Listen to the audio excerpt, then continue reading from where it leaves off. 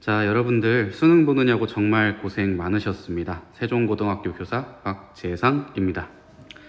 한국사가 예년처럼 까다롭거나 그러진 않았지만 그래도 한번 점검을 해보고 넘어가 보도록 하겠습니다. 한국사 해설 강의 2024학년도 수능 한국사 해설 강의 시작하도록 하겠습니다.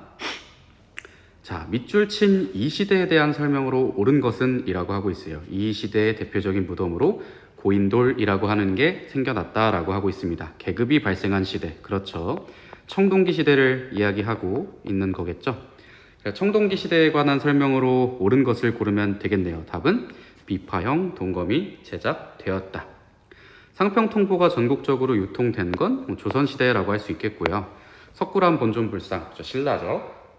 팔관회와 연등회가 개최된 건 고려고요. 지방의 서원이 설립되었던 건 조선이라고 할 수 있겠습니다.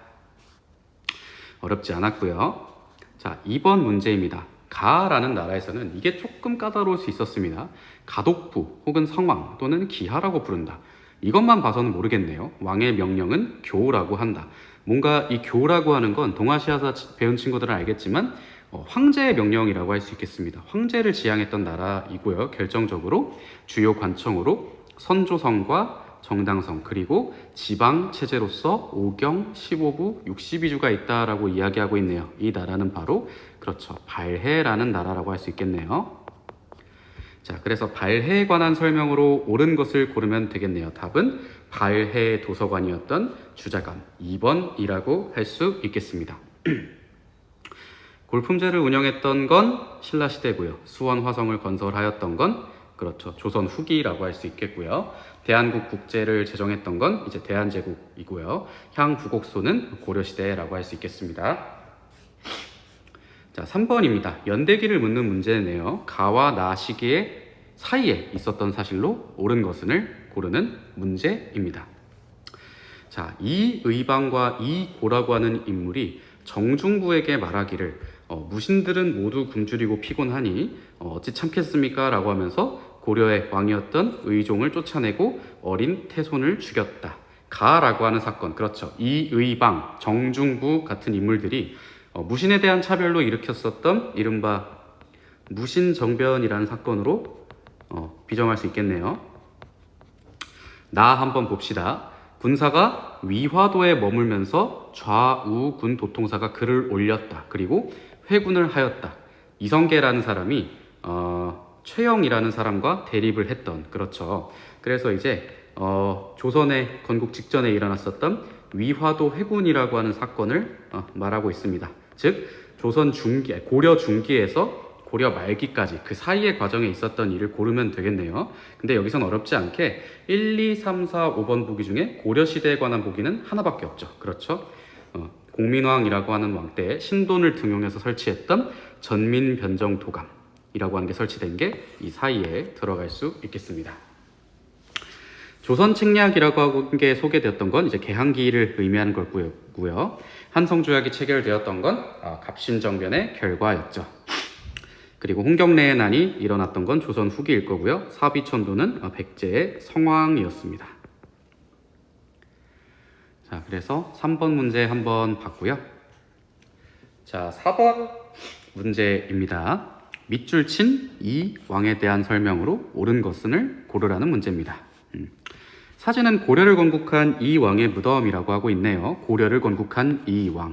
그냥 이것만 봐도 쉽죠. 그쵸? 태조 왕건을 이야기하는 거겠죠. 고구려 계승의식, 지방 호족들을 포용하는 정책, 이런 것도 힌트가 될 수 있겠습니다.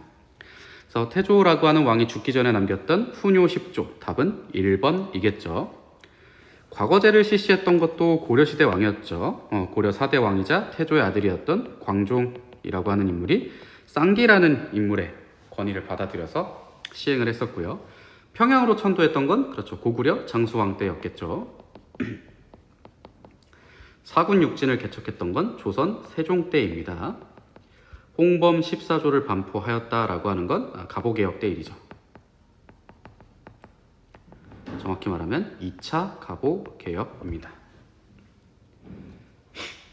자, 어렵지 않았습니다. 그리고 5번 문제입니다. 우리 모둠이 발표할 주제가 조선 구대왕의 정책인데 어느 순간부터 가르치지 말라고 하는 게 있어요. 역사 선생님들한테. 여러분들 이런 거 한번 본 적 있나요? 태정, 태세, 뭐 문단세. 조선 왕의 순서죠, 그죠? 예성, 뭐 연, 중, 해서 쭈루룩 나가는 건데 여러분들 다녔던 학교에 따라서 역사 선생님들이 이걸 가르쳐 주시는지 모르겠어요. 근데 뭐 구대왕의 정책이라고 하니까 이걸 외우고 있으면 사실 쉽죠. 1, 2, 3, 4, 5, 6, 7, 8, 9 성종에 대한 조선 성종에 대한 문제를 이야기하고 있는 것 같은데, 그러면 순서를 모른다라고 가정했을 때 어떤 걸 가지고 성종을 캐치해낼 수 있냐? 자, 집현전을 계승하는 홍문관이라는 기관을 설치했대요. 그렇죠? 성종의 대표적인 업적 중 하나죠.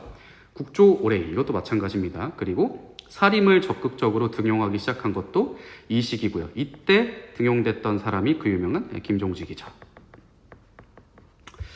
자, 그래서 그렇게 됐고요. 자, 그래서 가에 들어갈 거 성종의 정책이라고 할 수 있겠죠. 그래서 성종의 대표적인 정책, 조선의 통치 의례를 정비했던, 그렇죠, 경국대전을 반포한 것이 성종의 대표적인 정책이겠죠. 대가야를 정복했던 건 신라 진흥왕의 이야기겠고요. 노비 안건법을 실시했던 건 고려 광종의 이야기였죠. 척화비를 건립했던 건 흥선 대원군의 이야기였고요. 한성 사범학교를 설립한 건, 그렇죠, 고종 조선 말기에 해당합니다. 자, 6번입니다. 밑줄 친 이왕에 대한 설명으로 옳은 것은, 아주 멋있는 그림이 하나 나왔네요. 자료는 이왕의 명령으로 펴낸 무예 도보 통지라고 하는 거래요. 그쵸? 이때 뭐 이덕무와 박제가 같은 규장각, 백동수, 뭐 장용영 이런 말들이 나오고 있네요. 그쵸? 규장각과 장용영이라고 하는 걸 토대로 뭐 무예 도보 통지를 만들었다. 여기서 키워드는 이 규장각과 장용영을 만든 사람이 이 왕이라고 하는 거겠죠. 이 왕은, 그렇죠, 조선의 정조였습니다. 정조에 관한 설명으로 옳은 것을 고르는 문제네요. 답은, 그렇죠, 탕평책을 추진하였다. 뭐 그 할아버지였던 영조와 정조의 탕평책이 뭐 세세한 부분에 있어서는 차이점이 있지만 그냥 둘 다 탕평책을 실시했다라고 하는 공통점이 있죠. 궁당 간의 조화를 추구했던 탕평책입니다. 관료전을 지급하고 노급을 폐지했던 건 신라 신문왕의 이야기였고요. 군국 기무처를 설치했던 건 갑오개혁 때 일이죠. 삼청교육대를 운영하였다. 아주 무시무시했던 삼청교육대를 운영했던 건, 그렇죠, 제5공화국의 전두환 대통령 때 일이었고요. 교육 입국 조서라고 하는 걸 발표한 거는 조선 말기입니다. 자, 7번입니다. 가에 들어갈 내용으로 가장 적절한 것은, 자, 문효호 사건이라고 하는 걸 이야기하고 있네요. 일본 군함 문효호가 뭐 이렇게 하고 결국엔 이 사건의 영향, 이 운요 사건의 영향으로 이렇게 됐다라고 하는 걸 이야기하고 있는 거네요. 그쵸? 자, 그럼 한번 볼까요? 제너럴 셔먼호 사건이 발생했다라고 하는 건, 이거는, 그렇죠, 이거는 신미양요의 전초전이었죠. 정동인성 이문소가 폐지되었다라고 하는 건 언제예요? 고려시대 공민왕 때 이야기라고 할 수 있겠고요. 병인양요가 발생한 건 병인박해 때문이었죠. 인조반정이 일어난 건 광해군의 폐모살제에 의한 것이었고요. 답은 3번인데요. 이 조일수호조규의 정식적인 명칭이 아니라 이 조일수호조규의 별명만 알고 있었던 친구들은 이 문제가 까다로울 수 있었습니다. 이 조일수호조규의 다른 이름, 그렇죠, 바로 강화도조약이었죠. 결국엔 이 강화도조약을 묻는 문제였고요. 이 운요 사건으로 인해서 일본과 조선이 조일수호조규라고 하는 걸 체결했다라는 걸 여러분들이 알고 계셨으면 쉽게 풀 수 있는 문제입니다. 자, 8번입니다.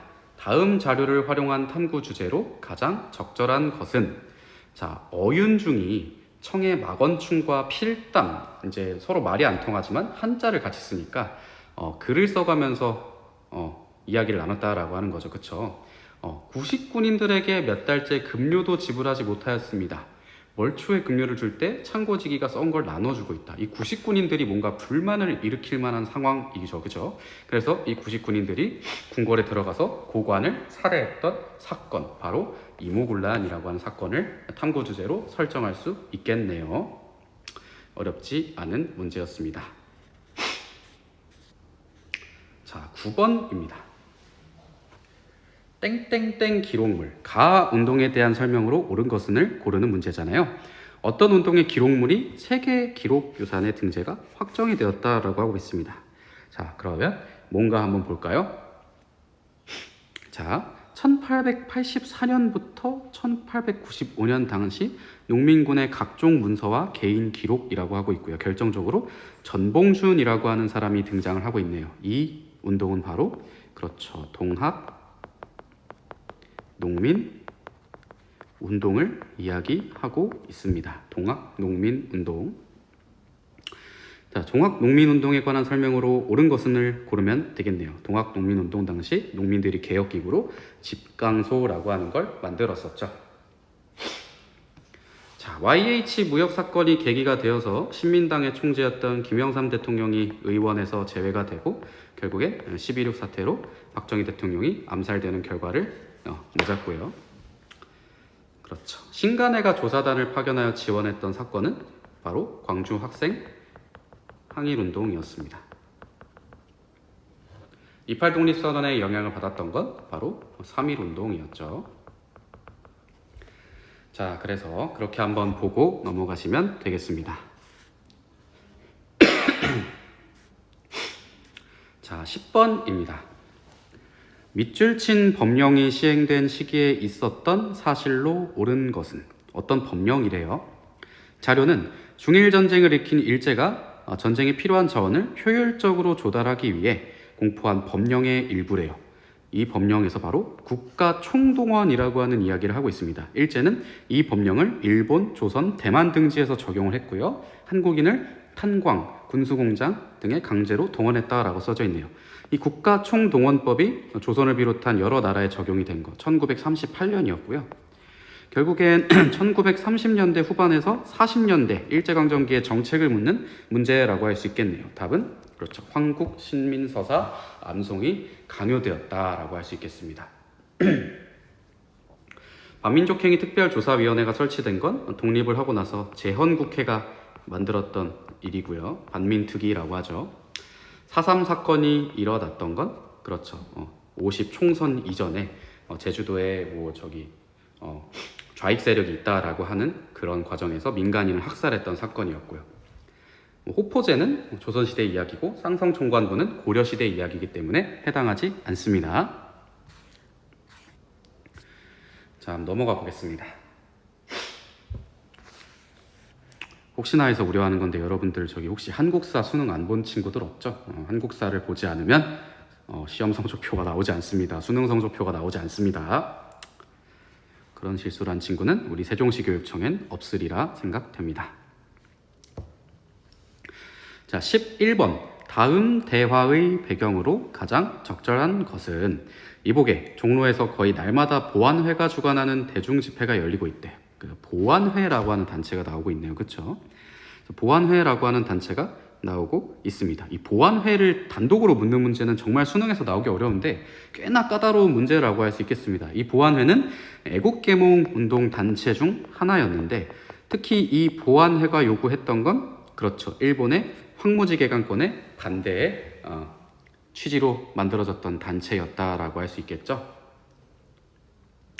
그래서 답은 3번이라고 할 수 있겠습니다. 조금 까다로운 문제였습니다. 하지만 2점이었습니다. 자, 자료를 활용한 탐구활동으로 가장 적절한 것은 귀영이가 서울 간 지 3년 만에 한 장의 편지가 그의 아버지에게 왔다. 아버지 그만두소, 백정 노릇 그만두소 이러고 있어요. 백정이라고 하는 키워드가 있네요. 뭔가 백정의 딸이라고 백정 출신이라고 차별받는 이 서러움에 대해서 이야기를 하고 있고요. 일제강점기 때 이 백정들의 처우 개선을 위해서 일어났던 운동을 묻는 문제일 가능성이 굉장히 크네요. 그 운동의 이름은 바로 형평운동이었습니다. 답은 4번이었습니다. 나머지는 뭐 다 일제강점기 문제도 아니네요. 그쵸? 여기 1925년이라고 하는 연도도 저기 친절하게 써져 있는 걸 보니까 뭔가 일제강점기에 일어난 활동을 알기만 해도 풀 수 있는 문제였습니다. 자, 13번. 가에 들어갈 내용으로 가장 적절한 것은? 학습 주제 뭐 하나를 가지고 3명의 친구들이 같이 이야기를 하고 있네요. 장인환과 전명훈의 의거를 계기로 미주 지역 한인단체 통합의 목소리가 커지고 있다. 그렇죠. 파리 강화회의에서 한국의 독립 문제를 검토해달라고 미국 정부에 요청을 하기도 한 이 단체의 이름에 대해서 찾으면 되겠네요. 그 단체의 이름은 장인환 전명훈의 의거를 계기로 이 두 사람을 변호하면서 미국에 있는 한인단체들이 통합됐습니다. 바로 대한인국민회라고 하는 단체였습니다. 대한자강회는 아까 봤었던 국내 애국계몽 단체 중 하나였고요. 월보라고 하는 걸 간행하기도 했었죠. 대한광복회는 1910년대 국내 무장단체였고요. 조선어학회 사건, 1942년에 조선학회가 탄압받았던 사건 기억해 두시면 될 것 같고요. 밀립대학 기성의 실력양성운동, 이 실력양성운동은 1920년대 이른바 문화통치의 시기에 일어났던 운동이라고 할 수 있겠습니다. 자, 14번 문항입니다. 가에 대한 설명으로 옳은 것은? 자, 가를 한번 볼까요? 1914년 미국에서 발행된 포퓰러 매거진이라고 하는 대한제국을 배경으로 한 소설 황제의 옥새라고 하는 소설이 실렸대요. 이런 소설이 있었어요. 그쵸?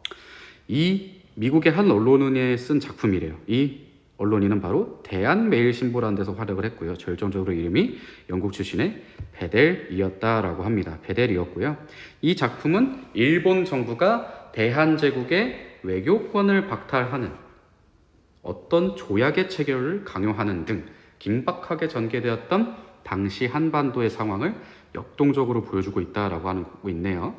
대한제국의 외교권을 박탈하였던 이 사건, 바로 을사조약이 아니라 강제로 체결됐다라는 의미에서 을사늑약이라고 할 수 있겠죠. 1905년에 체결이 되어서 그렇죠. 우리나라의 외교권을 박탈했고요. 이 을사늑약의 고종이 항거를 하기 위해서 만국평화회의가 열렸던 헤이그에 이상설, 이준, 이휘종 이 세 사람을 파견했었죠. 그걸 바로 헤이그 특사라고 했었습니다. 그래서 답은 4번이라고 할 수 있습니다. 어렵지 않았고요. 자, 15번. 밑줄 친 이 운동에 대한 설명으로 옳은 것은? 1900땡땡년 땡월 땡일이라고 하고 있네요. 뭐 대한독립 만세, 뭔가 느낌이 오죠. 그쵸? 어떤 운동일지. 거리의 군중들이 용감한 외침을 창문을 통해 들려온다. 따다다다다 하고 있습니다. 그래서 이제 뭐 선교사의 부인인 매티 월쿡스 노블이 작성한 일지일부로 이 운동에 관한 서술이래요. 고종의 서거, 고종의 장례식을 계기로 일어났던, 그리고 민족 자결주의라고 하는 것의 대두를 배경으로 일어났던 이 운동.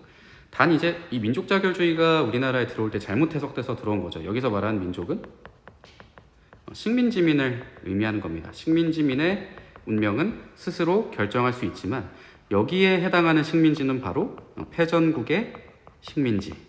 어디 패전국? 그렇죠. 1차 세계대전의 패전국의 식민지에 한한다라고 했던 건데 안타깝게도 그렇죠. 안타깝게도 여기 보이는 일본은 1차 대전의 승전국이었기 때문에 원래 우리에겐 해당되지 않지만 그래도 영향을 받았다라고 했던 거죠.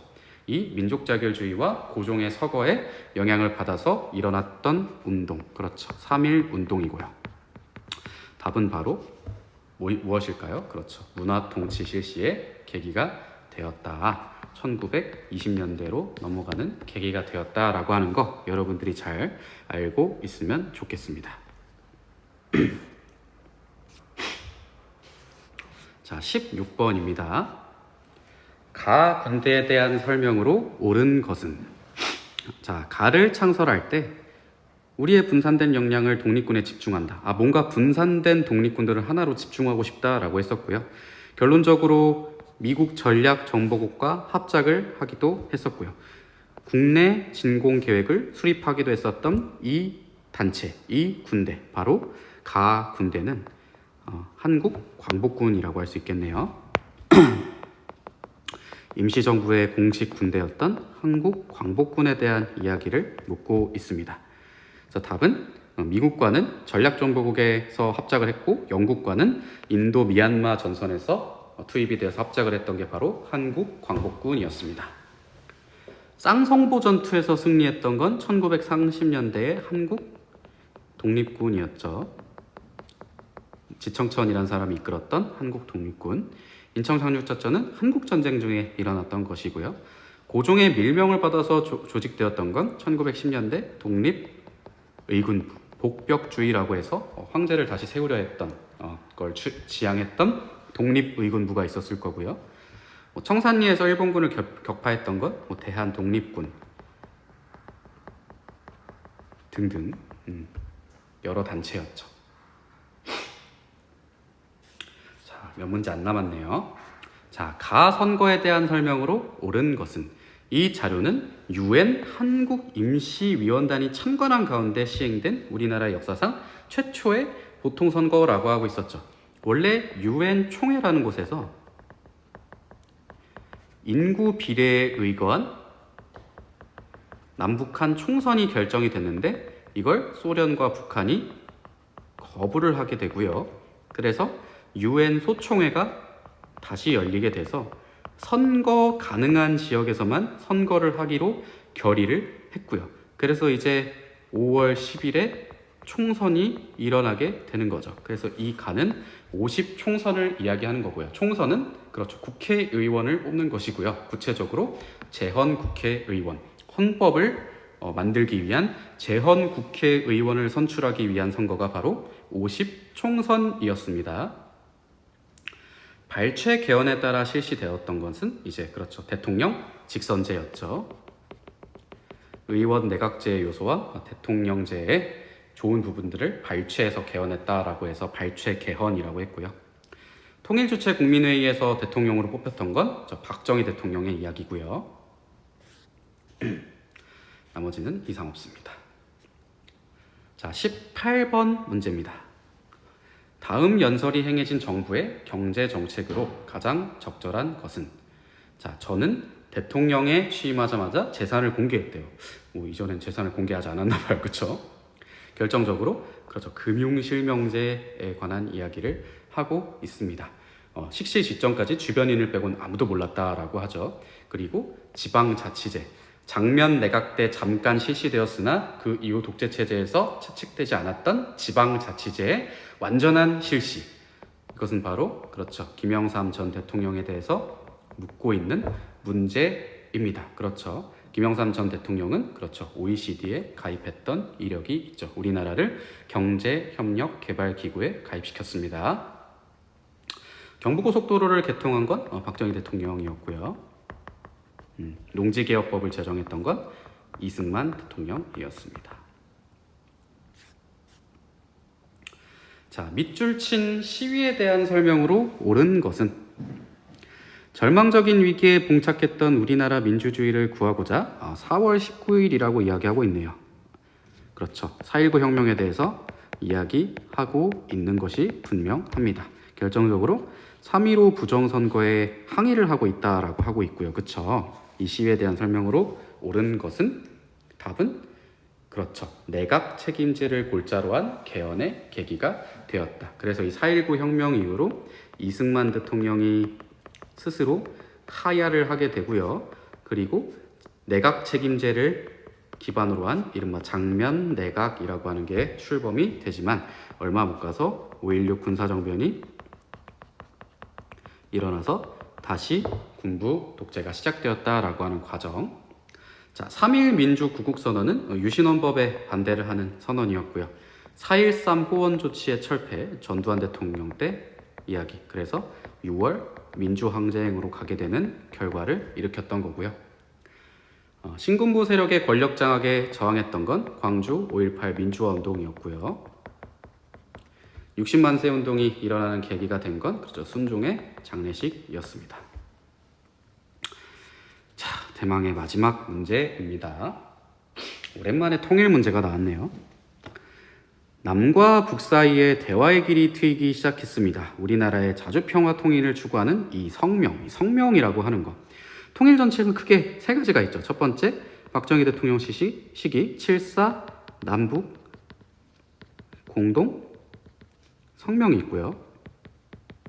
노태우 대통령 시기에 남북 기본 합의서가 있고요.